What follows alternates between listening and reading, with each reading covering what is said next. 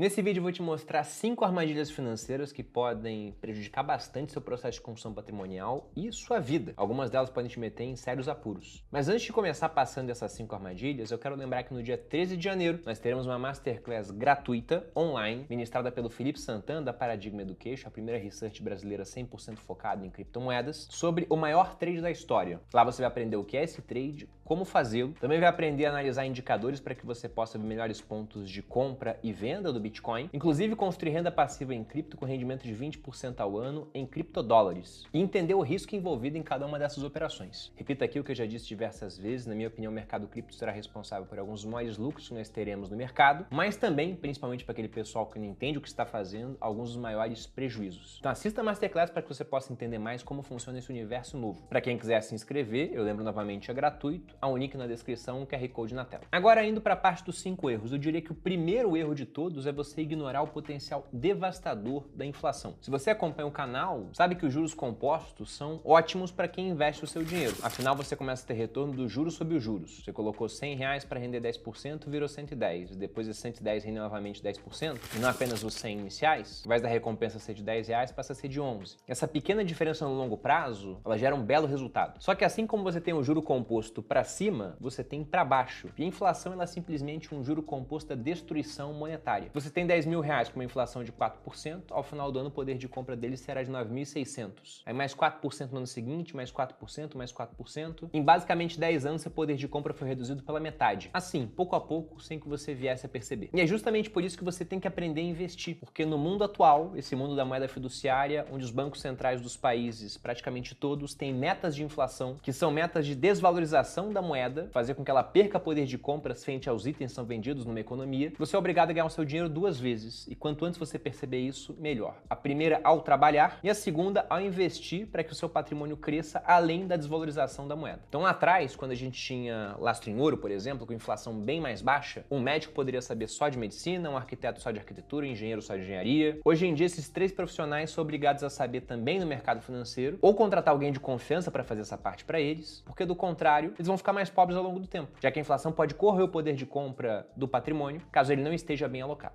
Segunda grande armadilha que compromete muito a vida financeira das pessoas: aumentar automaticamente o seu custo de vida conforme você aumenta a sua remuneração. Se você pega a trajetória profissional base das pessoas, com 20 elas ganham menos do que com 30 e com 30 menos do que 40. Então geralmente você tem uma escalada de ascensão profissional que vai te garantindo patamares mais altos de renda. Só que ao fazer isso, muita gente sai de uma renda mais baixa para uma mais alta, mas não vê uma folga financeira acontecendo. Porque quando tinha 20 tinha um carro mais simples, com 30 ganhava mais, trocou por um carro mais caro, com 40 trocou novamente. Aí saiu de um bairro mais simples para um de classe média e depois para um mais caro, onde o custo de vida é maior. Então o tempo todo a pessoa está tendo esse aumento de renda absorvido pelo aumento do custo de vida. E o problema é que essa renda ela não cresce indefinidamente. Em um certo momento, na aposentadoria, por exemplo, a remuneração tende a diminuir, só que o custo de vida ele continua lá. Talvez até venha a aumentar, porque você tem áreas onde você gasta menos, um idoso com 70 anos vai gastar menos dinheiro no turismo em comparação ao jovem de 30, mas vai gastar muito mais dinheiro com saúde. Então o interessante é que você não tem esse automatismo ao subir o seu custo de vida. Eu, por exemplo, sempre fiz muito isso. Eu esperava um tempo para poder começar realmente a gastar mais com custo de vida. E uma vantagem que eu tinha na minha época antes de estar na internet é que eu era militar, então eu sabia as datas da promoção, eu sabia qual seria a minha remuneração futura. Então, por exemplo, quando eu fui promovido de segundo tenente para primeiro tenente, mudava a remuneração algo em torno de R$500. Lá de 2012, né? Então, reajustado, teria um poder de compra maior do que tem hoje esses mesmos 500. Depois que eu fui promovido, meu custo de vida automaticamente não mudava. Eu continuava morando no mesmo local, eu tinha o mesmo carro, tinha os mesmos hobbies. Eu simplesmente desconsiderava que aquele aumento existia. Eu considerava que aquilo era um aumento que não era meu, era do Bruno do futuro. Então, durante uns 6 meses, eu pegava aquele dinheiro e simplesmente investia, como se ele não existisse. Aí, depois disso, como aqui no Brasil a gente tem um país que é muito indexado, a academia vai reajustar por um número próximo da inflação, os alimentos também vão aumentar de preço, o Netflix aumenta de preço, as roupas aumentam de preço. E aí, naturalmente, o custo de vida acabava absorvendo um pouco desse aumento com o passar do tempo, até que eu começasse, de fato, a incorporar isso no custo de vida. Mas antes eu tinha uma gordura de alguns meses para poder investir aquela quantia. E, sobretudo, essa dica é interessante para aquele pessoal que tem algum tipo de renda, mas começa a fazer uma renda extra. Digamos que o cara ganha 5 mil, mas ele começa a fazer alguma coisa que gera mais 2 mil para ele. E se ele tá nesse automatismo, o custo de vida anterior dele, que beirava os 5 mil, porque no Brasil, geralmente, o que você ganha é o que você gasta, como ele ganha ganhou 2 mil a mais agora, ele vai e aumenta o custo de vida. Só que aquela renda extra, como o próprio nome já diz, é extra. Ela pode ser temporária. Você não tem certeza que ela vai estar chegando sempre. E aí se antes você ganhava 5 para gastar 5, aí passou a ganhar 7 e gastou 7. Mas o 7 volta a ser 5 porque a renda extra ela cessou, você ficou doente, não pôde fazer. Aí nessa hora você acaba ficando com dívidas. E o pior tipo de dívida em termos da situação, porque veja que há pessoas que são todas certinhas na sua vida, mas uma emergência acaba obrigando esse pessoal a se endividar. Só que como essas pessoas certinhas gastam menos do que ganham, elas vão conseguir pagar essa dívida e voltar à situação normal. Agora tem muita gente que se endivida por conta de problema de fluxo. Ela constantemente gasta mais do que recebe. Até porque diminuir o custo de vida depois que você subiu costuma ser bem doloroso. Sobretudo quando se envolve não só uma pessoa, mas uma família. Ainda mais quando o restante da família é alheio à situação financeira. O cara que quer reduzir o custo de vida começa a ser o chato da casa, porque os outros não sabem na realidade. Então, justamente para não entrar nesse tipo de espiral negativo, com fluxo de gasto superior à renda, pense sempre em construindo uma reserva. Até porque o terceiro ponto desse vídeo é justamente você não ter um plano para imprevistos. E infelizmente, como nós somos mortais, sempre existe uma pequena chance de que algo dê muito errado em nossas vidas. A gente pode até falar que o imprevisto ele é previsto, a gente só não sabe quando vai acontecer, mas uma hora ele dará as caras. E aí, o que eu considero um plano ótimo para que você possa lidar com esse tipo de imprevisibilidade que é particular à nossa vida. Eu defendo uma tríade. Eu acho que você tem que ter 3 coisas para realmente estar bem equipado frente às adversidades. A primeira delas é uma reserva de emergência que você vai construir ao longo do tempo. Em educação financeira, a gente costuma falar que você tem que ter algo como 6 meses. Alguns colocam da renda, outros do custo de vida. Para boa parte dos brasileiros dá na mesma, né? Porque a renda é igual ao custo de vida. Mas em todo caso você teria esse recurso em uma aplicação muito líquida, muito segura e que por ser muito líquida e muito segura não renderá tanto quanto outras aplicações disponíveis no mercado. Um tesouro pré-fixado promete mais resultado do que o tesouro Selic no momento. Só que no pré-fixado você pode sofrer marcação a mercado e ao retirar o dinheiro 5 meses depois que colocou você pode ter menos. No Selic esse tipo de coisa é muito mais difícil de acontecer. Não dá para falar que é impossível por conta de uma dinâmica chamada de ágio e deságio, mas a chance é bem mais baixa. Um CDB de liquidez diária de um bom banco, ele vai estar rendendo CDI diariamente. Então ter essa reserva de emergência ela é muito importante. Agora, o período de construção dessa reserva, ele costuma ser longo, porque se você pensa que você está partindo do zero e tem condição de pegar 10% do que você ganha, e você quer construir uma reserva de 6 meses dos seus ganhos mensais, perceba que excluindo a rentabilidade, ela vai ajudar um pouco nessa conta, mas excluindo ela, até porque tem inflação também, né, que vai aumentar o custo de vida ao longo do tempo, veja que se você poupa 10%, vai demorar 10 meses para chegar a ter uma remuneração. 20 para ter 2, 30 para ter 3, 40 para ter 4, 50 para ter 5, 60 meses para atingir o seu objetivo. 60 meses são 5 anos. E muita coisa pode acontecer em 5 anos. Justamente por isso, eu não acho que a reserva de emergência basta. Porque é interessante que você tenha também um seguro de vida e um plano de saúde. Pô, Bruno, mas tendo os 3, eu tô gastando, entre aspas, muito dinheiro, né? A reserva de emergência não é um gasto, é um investimento. E plano de saúde e seguro de vida não é que sejam investimentos, mas eles podem te poupar um gasto futuro muito maior. Porque tem muita gente que pensa da seguinte forma: não vou fazer um plano de saúde não, porque eu sou jovem, eu quase não gasto com médico, então ao invés de fazer o plano de saúde, eu vou investir de maneira separada, vou colocar um dinheirinho lá, que vai ser a minha reserva para saúde, uma espécie de reserva de emergência. E aí quando eu precisar ir no médico, eu vou lá e tiro o dinheiro desse fundo, entre aspas, né, dessa reserva, e talvez com o tempo só o rendimento desse recurso já consiga pagar minhas contas médicas no ano. E esse plano ele pode dar certo durante um tempo, até uma hora que ele pode dar tremendamente errado frente a alguma emergência grande de saúde, uma doença grave, uma internação prolongada. Eu costumo falar que a diária mais cara que existe não é de hotel de luxo,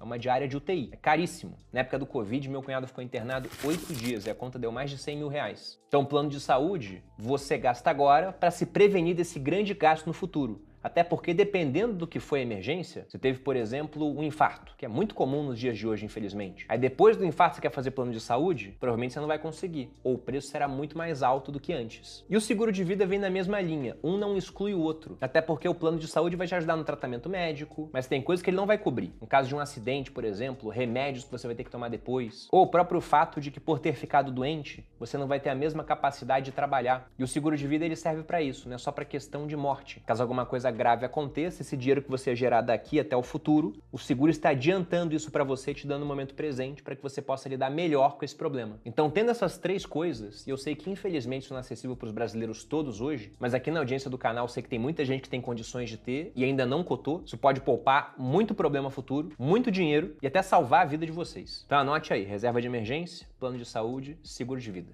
E, inclusive, para quem quiser cotar seguro de vida, eu lembro que a Portfel, nossa consultoria financeira, também tem esse serviço. A gente consegue cotar em várias seguradoras, montando um seguro de acordo com a sua demanda, para que você possa pagar mais barato. Para quem quiser, tem um link aqui na descrição. Quarta grande armadilha que você deve evitar é aquela de acreditar em promessas de ganhos rápidos, sobretudo sem risco. Porque se você está vendo algum tipo de ganho muito desproporcional frente ao que o mercado oferece, com certeza há um risco por trás daquilo. Talvez até o risco seja que aquilo é um golpe. Então sempre que alguém aparecer com uma proposta do tipo, ah não, você consegue colocar o dinheiro aqui e um dia, né? Você faz um Pix e um dia eu dobro o capital. Eu já vi vários Instagrams que foram hackeados, de influenciadores, por exemplo, o pessoal começa a colocar uns prints assim, ah, faz o Pix, eu te devolvo em um dia o dobro. Se você manda 1.000, volta 2.000. Se você manda 3.000, o cara botava que eu tava 5. Não fazia nem sentido, né? Você manda mais, volta menos. Então é melhor fazer 3 Pix de 1.000 do que um de 3.000. Mas como as pessoas elas não sabem o mínimo de matemática, muitas vezes, elas acabam caindo nesse golpe. Porque se elas soubessem, elas iriam simplesmente se questionar do seguinte: se essa pessoa que está prometendo dobrar meu dinheiro nesse prazo tão curto, porque às vezes é assim, né? O cara promete dobrar em um dia. Ele realmente é capaz de fazer isso? Por que ele não vai no banco e pega dinheiro emprestado a juros de 4% ao mês no empréstimo pessoal, o que é tremendamente caro, né? Mas veja que é 4% ao mês e não 100% no dia. E aí, quando ele pega esse dinheiro, ele consegue embolsar todo esse resultado para ele, ao invés de ter que dividir comigo. Se as pessoas se fizessem simplesmente esse tipo de questionamento, nós veríamos muito menos brasileiros caindo em golpes. E aqui repare que eu não estou colocando que possa existir algum tipo de rendimento desproporcional em comparação ao resto do mercado. Você pega o Bitcoin, ele dobrou em 2024. Na verdade, mais do que isso, né? Ele quase que triplicou. Se você volta em 2023, também mais do que dobrou. Agora, com muita oscilação envolvida. Não tem uma trajetória para cima linear e altamente previsível. Fica previsível depois que acontece, não antes. Então, quase sempre, quando você vê promessas desproporcionais, elas estão ligadas, direto ou indiretamente, a muito risco. E se algo é bom demais para ser verdade, provavelmente não é verdade mesmo. Fique atento a isso. E o último ponto, que até te ajudaria nessa parte 4, a quinta armadilha, que ela remata tudo que a gente viu aqui nesse vídeo, é você subestimar a importância de aprender sobre finanças. Porque, felizmente ou infelizmente, o mundo atual nos obriga a isso. Eu acho que essa é a grande tragédia para boa parte dos brasileiros. Como nós vivemos num país de inflação alta, que antes do Plano Real era bizarramente mais alta, mas ainda hoje é alta, a população é obrigada a se financiarizar. Como eu disse no começo do vídeo, o médico não pode saber só medicina, o arquiteto não pode saber só arquitetura, o engenheiro não pode saber só engenharia. Mas o ponto é que até o peão da obra, ele deveria saber sobre o mercado financeiro. E é justamente por conta disso que a inflação afeta mais os mais pobres. Eles são aqueles que têm menos capacidade de se proteger desse mal nefasto, que vai silenciosamente, de maneira insidiosa, destruindo o poder de compra das economias que esse cara, com muito custo,